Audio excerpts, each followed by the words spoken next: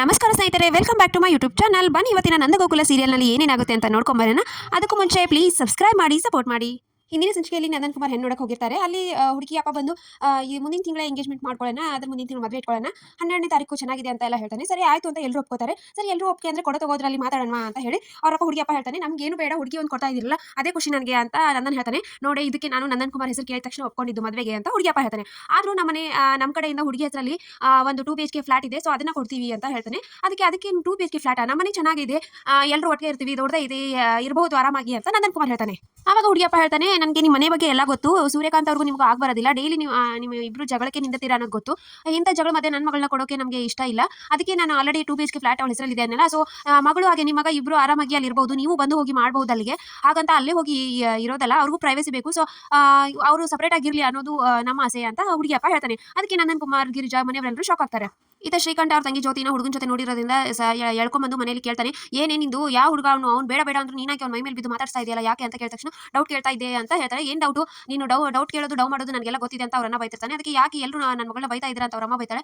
ಆಮೇಲೆ ಸೂರ್ಯಕಾಂತ್, ನೋಡು ಜ್ಯೋತಿ ಆ ಥರ ಅಲ್ಲ, ನಾವು ಆಲ್ರೆಡಿ ಇದನ್ನ ನಂಬಿ ಇದನ್ನ ಮಾಡಿದೀವಿ, ನೀನು ಆ ಥರ ಮಾಡಲ್ಲ ಅನ್ಕೊಂಡಿದೀವಿ ಅಂತ ಸೂರ್ಯಕಾಂತ್ ಹೇಳಿ ಸಮಾಧಾನ ಮಾಡ್ತಾನೆ. ಈತ ವಲ್ಲಭನ್ ಕಾಲೇಜಲ್ಲಿ ನಾಟಕ ಪ್ರಾಕ್ಟೀಸ್ ಸ್ಟಾರ್ಟ್ ಆಗುತ್ತೆ. ದುಷ್ಯಂತ ಶಕುಂತಲಾ ಅಂತ ಅವರಿಬ್ಬರಿಗೂ ಆಕ್ಟಿಂಗ್ ಇರ್ತಾರೆ. ಸೊ ಸೀನು ಮಾಡಕ್ಕೆ ಮಾಸ್ಟರ್ ಹೇಳ್ತಾರೆ. ಸೊ ಸೀನ್ ಮಾಡ್ತಿರ್ತಾರೆ, ಇಬ್ರು ಒಬ್ರಿಗೊಬ್ರು ನೋಡ್ಕೊಂಡು ಮಾಡ್ತಿರ್ತಾರೆ. ಅಷ್ಟರಲ್ಲಿ ಯಾವುದೋ ಒಂದು ವಿಷಯಕ್ಕೆ ಇಬ್ರಿಗೂ ಜಗಳ ಸ್ಟಾರ್ಟ್ ಆಗುತ್ತೆ. ಸೊ ಇಬ್ರು ಜಗಳ ಮಾಡ್ತಾ ನಿಂತಿರ್ತಾರೆ. ಅದಕ್ಕೆ ಮಾಸ್ಟರ್ಗೆ ತುಂಬಾ ತಲೆ ಕೆಟ್ಟು ಹೋಗುತ್ತೆ.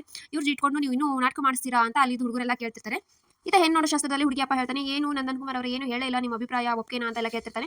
ಅಷ್ಟರಲ್ಲಿ ನಂದನ್ ಕುಮಾರ್ ಯೋಚನೆ ಮಾಡ್ತಿರ್ತಾನೆ, ಇವಾಗ ನಾನು ಬೇಡ ಅಂದ್ರೆ ನಮ್ಮ ಮಾಧವನ್ ಮದುವೆ ನಿಂತೋಗುತ್ತೆ, ಇದಾಗುತ್ತೆ, ಸೊ ಹೇಗಾದ್ರೂ ಮಾಡಿ ಒಪ್ಕೊಂಡ್ಬಿಡ್ತೀನಿ ಅಂತ ಹೇಳಿ ನನಗೆ ಈ ಮದುವೆಗೆ ಅಂತ ನಂದನ್ ಕುಮಾರ್ ಹೇಳ್ತಿರ್ತಾನೆ. ಅಷ್ಟರಲ್ಲಿ ಮಾಧವ ಒಪ್ಕೆ ಇಲ್ಲ ಅಂತ ಎದ್ದು ನಿಂತ್ಬಿಡ್ತಾನೆ. ಅದಕ್ಕೆ ನೀವು ಎಷ್ಟೇ ಹೇಳಿದ್ರು ನನಗೆ ಒಪ್ಕೆ ಇಲ್ಲ, ಇವಾಗ ಒಂದು ಮರದ್ದು ಬೇರು ಕೊಂಬು ಇದನ್ನೆಲ್ಲ ಕಟ್ ಮಾಡಿದ್ರೆ ಅದು ಮರ ಅಂತ ಅನಿಸ್ಕೊಳ್ಳೋದಿಲ್ಲ. ಹಾಗೆ ನಮ್ಮ ಮನೆ ಹೆಸರು ಏನು ಗೊತ್ತಾ, ನಂದಗೋಕುಲದಿಂದ ನಾನು ಬೇರೆ ಆದ್ರೆ ಆ ನಂದಗೋಕುಲವಾಗಿರೋದಿಲ್ಲ, ನನಗೆ ಇಷ್ಟ ಇಲ್ಲ. ನಾನು ಯಾವತ್ತಿದ್ರು ನಮ್ಮ ಅಪ್ಪನ ಮಗನೇ, ನಾನು ಎಷ್ಟೇ ಸಾವಿರಾರು ಜನ್ಮ ಬಂದ್ರು ನಾನು ನಮ್ಮ ಅಪ್ಪನ ಮಗನಾಗೆ ಹುಡ್ತೀನಿ ಹೊರತು ನನಗೆ ಈ ಸಂಬಂಧ ಬೇಡ. ಅಷ್ಟರಲ್ಲಿ ನಂದನ್ ಕುಮಾರ್ ಹೇಳ್ಬಿಟ್ಟು, ಸುಮ್ಮನೆ ಇರೋ ಮಾಧವ, ನಿಂಗೆ ಗೊತ್ತಾಗೋದಿಲ್ಲ ಅಂತ ಹೇಳಿ ನಂದನ್ ಇದು ಮಾಡ್ತಿರ್ತಾನೆ. ಅದಕ್ಕೆ ಮಾಧವ, ಅಪ್ಪ ಸುಮ್ಮನೆ ಇರೋಪ್ಪ, ನನಗೆ ಈ ತರ ಮನೆ ಒಡೆದು ನಿಮ್ಮ ಮಗಳ ಬಗ್ಗೆ ನೀವು ಯೋಚನೆ ಮಾಡ್ತಿದ್ದ ಸರಿ, ಆದ್ರೆ ನಮ್ಮ ಮನೆ ಒಡೆಯೋದು ನನಗೆ ಇಷ್ಟ ಇಲ್ಲ ಅಂತ ಮಾಧವ ಹೇಳ್ತಿರ್ತಾನೆ. ಅದಕ್ಕೆ ಗಿರಿಜಾ ಕೂಡ ಖುಷಿ ಆಗ್ತಾಳೆ, ಕೇಶವ ಕೂಡ ಖುಷಿಯಾಗಿರ್ತಾನೆ.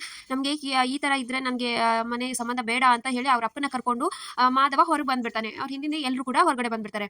ಸೊ ಇಷ್ಟಿದೆ ಇವತ್ತಿನ ಸಂಚಿಕೆ. ಸೊ ವಿಡಿಯೋ ಇಷ್ಟ ಆಯ್ತು ಅಂದ್ರೆ ಲೈಕ್ ಮಾಡೋದನ್ನ ಮರಿಬೇಡಿ. See you in the next vlog.